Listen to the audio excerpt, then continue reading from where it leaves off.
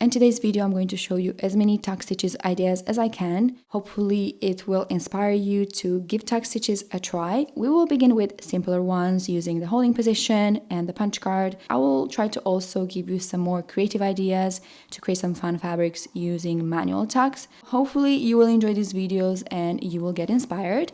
So let's begin with the first one, and I think this is the one that is used the most.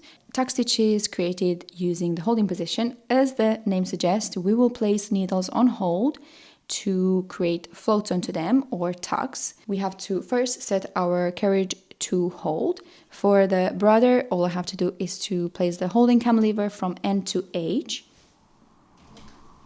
And depending on what patterns I want to create, I will begin bringing needles in holding position. I have here a needle pusher that will bring one needle every 3.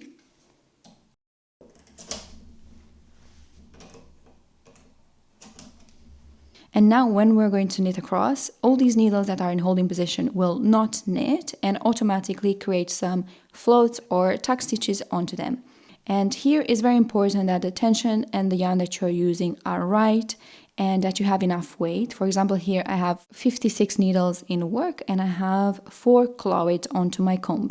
It will depend on the yarn that you are using, how many rows you are actually able to knit, so it's always important to test, but about 4 rows should be on the safer side. And you can see how 2 floats are formed onto the needles on hold.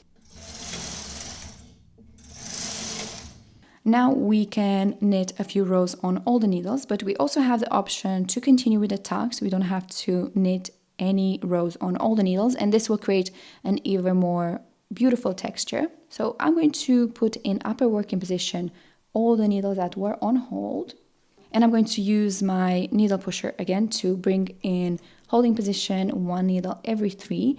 I'm just making sure that the needle that I'm bringing on hold is in the center of those 3 that I skipped before.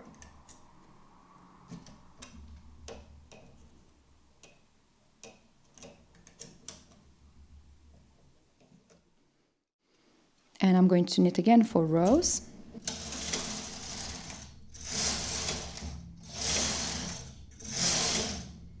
And I can continue alternating like that every 4 rows.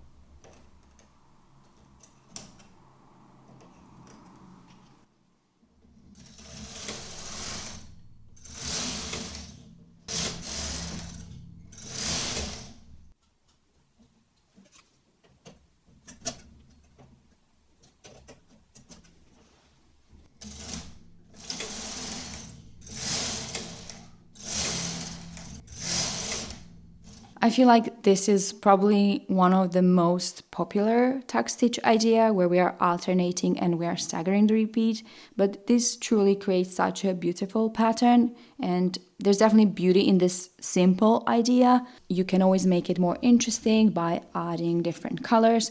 For example, now let me just bring again needles in holding position, and I'm also going to change my color.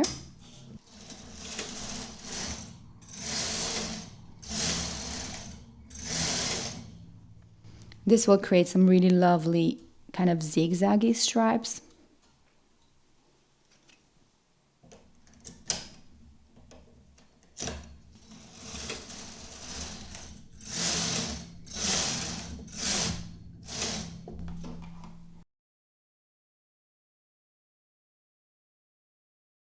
I'm just going to knit a few rows on all the needles. And even adding just a few stripes like this will create a really lovely texture. Usually tuck stitches are mostly used from the purl side of the fabric, as that's where most of the texture is, but for some of them they look nice from the knit side as well. Here you can play with how many needles you have in between the needles that are on hold. Here I have the needle pusher that will bring 1 needle every 5.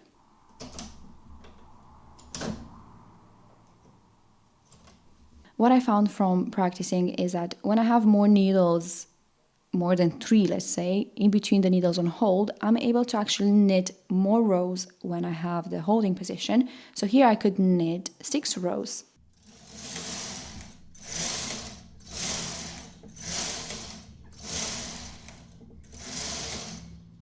Again, I push the needles into upper working position and I will bring on hold 1 needle every 5, and I'm ensuring that is in the center of the 5 that I skipped before. And here I can again switch my yarns and create stripes.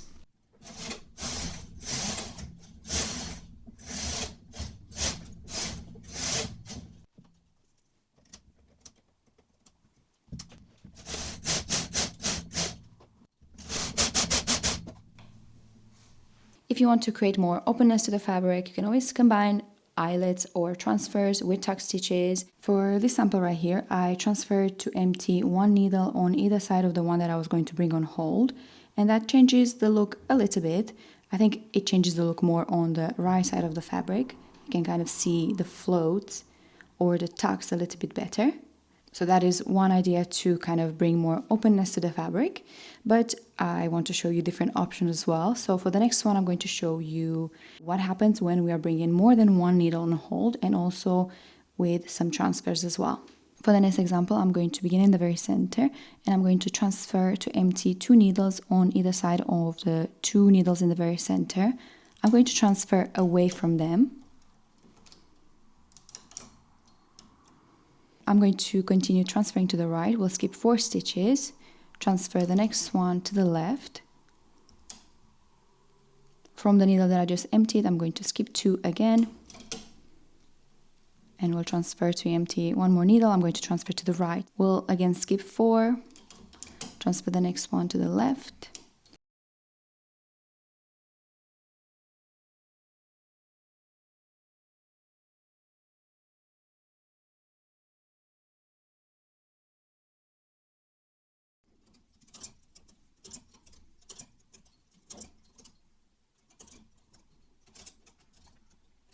I feel like I haven't explained really well when I did the transfers, but what I have here is I have 2 needles in work, 1 out of work, 4 needles in work, 1 out of work across the bed. And every time I did the transfer, I transferred away from those 2 needles. These 2 needles will be the ones I'm going to put on hold next.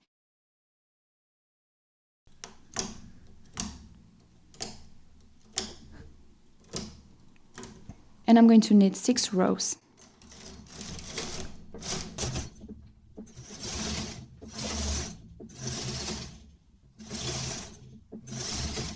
I'm going to switch my color back to the cream one. I'm going to bring the needles in upper working position, and I'm going to knit 2 rows. If you want now, you can continue bringing the same 2 needles in holding position and knitting 6 or 4 rows depending on the yarn that you are using, but I'm going to show you how to also stagger this repeat. So for the next half of this repeat, I'm going to do some transfers, and I will begin like I began before in the very center, and I will transfer 1 stitch on either side of the 2 needles in the center. And basically I'm going to have 4 needles in work in the center rather than 2, and I will continue like this. I'm going to skip the next 2, transfer the next one. So basically where we had those 2 needles that were on hold, we're transferring 1 stitch on either side of those 2 needles in order to have 4. Or everywhere we had 2 needles, we will have 4, and where we had 4, we will have 2 needles.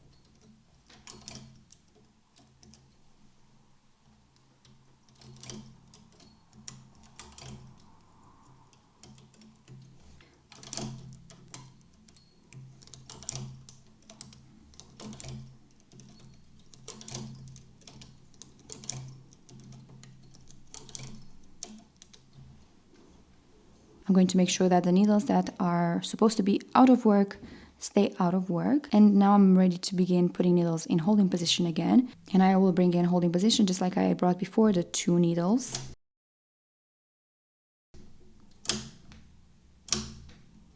Making sure to switch my yarns again, and I will knit 6 rows.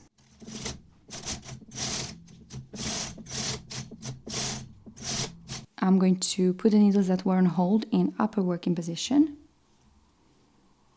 We'll switch my yarns again to the cream one, and I will knit 2 rows. Dropped a couple of stitches right here. It is a little bit more tricky when you have 2 needles on hold rather than just one. I'm just going to make sure to put a claw weight onto my fabric as well. So that was the first row. We'll knit second row. And I will again transfer stitches to bring the needles back in the same needle formation that I had at the very beginning. I always begin in the center, and I know that I will alternate between having 2 needles in work in the center and 4 with 1 out of work on either side.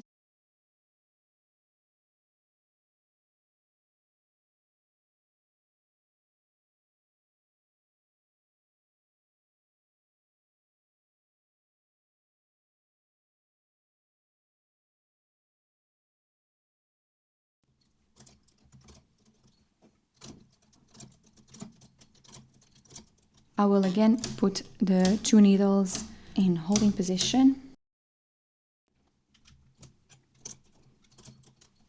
I'm making sure to switch my yarn to the blue one, and I will knit 6 rows.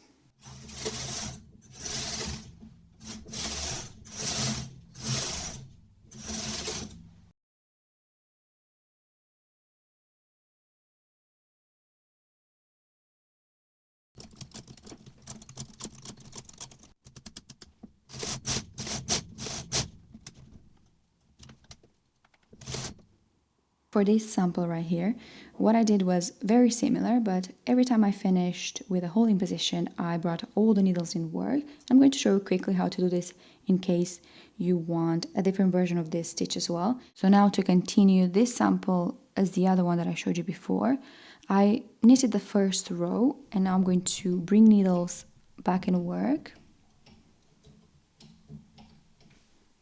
We'll knit 1 more row. And in total, I'm going to knit 4 rows in the cream yarn. So I'm going to knit 2 more. And now I will begin with a transfer, just like I did at the very beginning of this sample. Here I had 4 needles in the previous part of this repeat here. So now I'm going to transfer to have 2. So basically we have to do this transfer every single time at the beginning.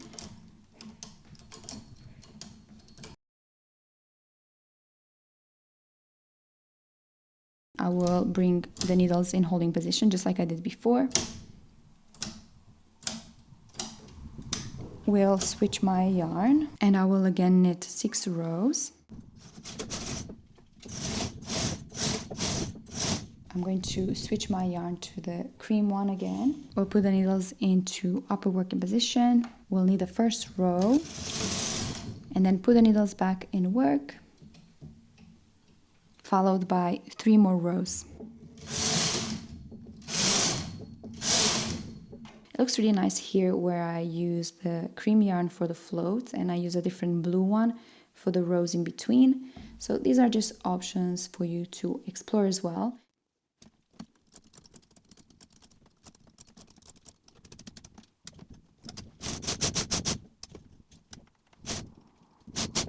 I like this sample a lot. I think both versions are nice, depending on which one you prefer. I find that this one is a little bit simpler to knit as we don't have to transfer kind of from scratch every time.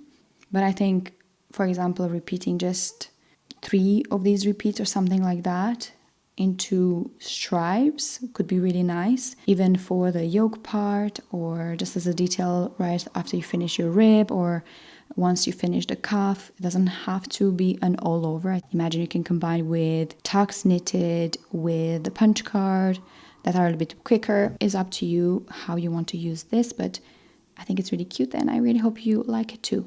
When it comes to doing tuck stitches using the punch card, again, you have so many options. So if your machine can use a punch card, definitely take advantage of that because you can create some really fun tuck stitches. We just have to remember that not every single punch card can be used for tuck stitches. They have to be very specific. For example, this one works, and this punch card is exactly the stitch that I showed you before at the beginning, where I brought one needle every 5 on hold and I knitted 4 rows. So this is exactly what this is. When you are looking at the punch card, you have to understand that the needles that will tuck are the ones where there's no hole on the punch card. So basically you cannot have 2 needles that tuck next to each other, as that will create too long of a float and it will create a little bit of a mess.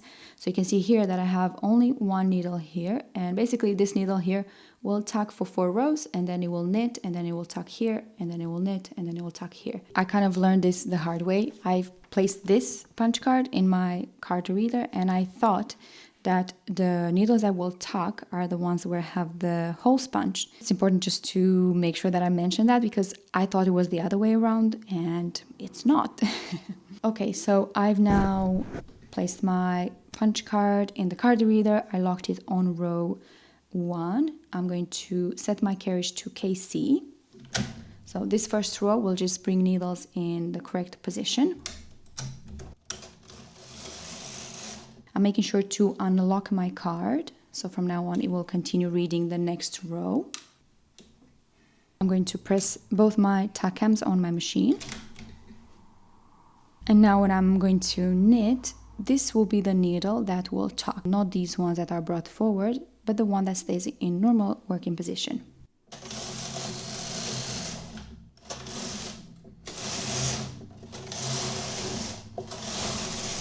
That was 4 rows, and now when I'm going to knit the next row, all the needles will knit.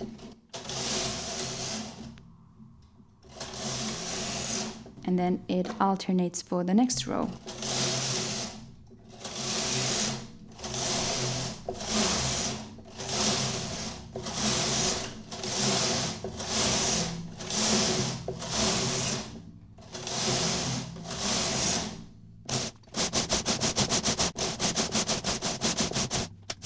What I'm creating here is the same thing when I pushed 1 needle every 5 in holding position, but the difference is that here we didn't have 2 rows on all needles, and here we do have. But still, looks really lovely, and it's just a quicker way to knit the same thing.